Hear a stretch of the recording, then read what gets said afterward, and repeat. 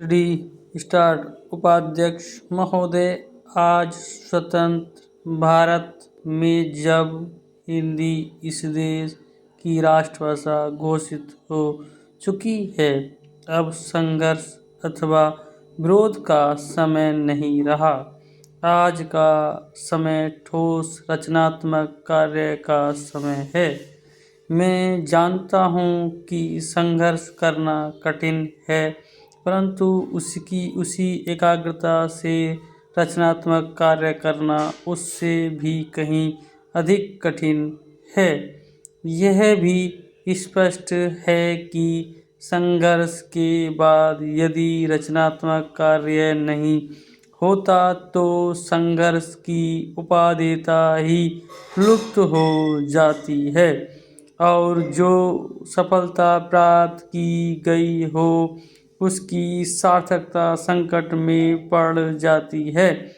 इसलिए रचनात्मक कार्य के समय को वास्तविक परीक्षा का समय माना जाता है, जिसमें उन सभी सिद्धांतों, उद्देश्यों और आदर्शों को पूरी परख होती है जिनका सहारा लेकर संघर्ष को जीवित रखा गया हो। हिंदी के हितैषियों और साहित्य सेवियों के लिए अब यही समय है। मैं कह सकता हूँ कि शायद पहले कभी उन पर इतना गंभीर दायित्व नहीं आया था जितना कि अब हिंदी के राष्ट्रभाषा बनने से आया है।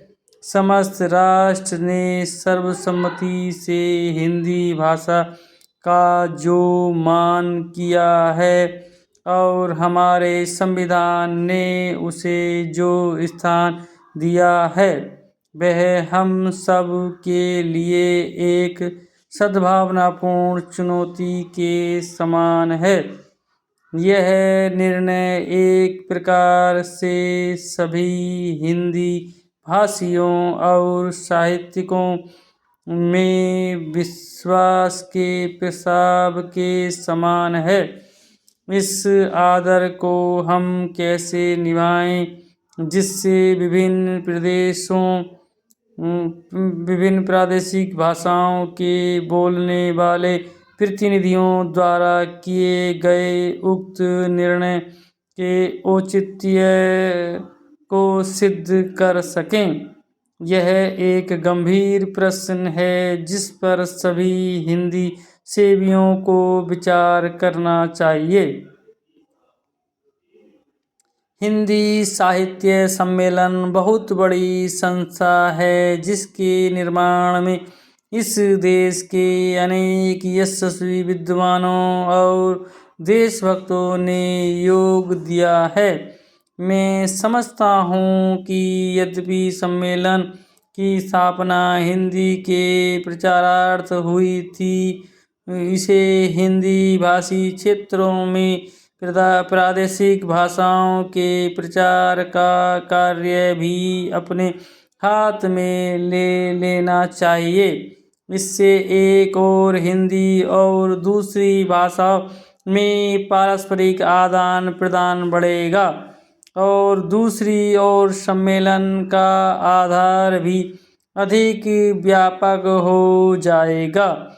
मेरे विचार से यह कार्य राष्ट्रीय साहित्यिक हिंदी भाषा और हिंदी साहित्यिक सम्मेलन तीनों के हित की दृष्टि से उचित होगा।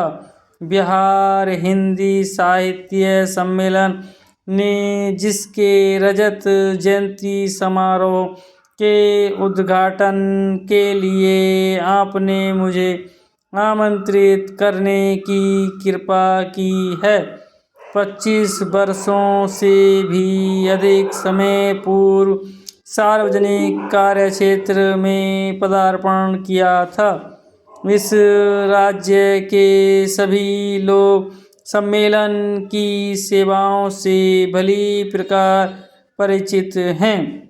मैं आशा करता हूँ कि यह रजत जयंती समारोह इस राज्य के साहित्य सेवियों को और अधिक बल देगा।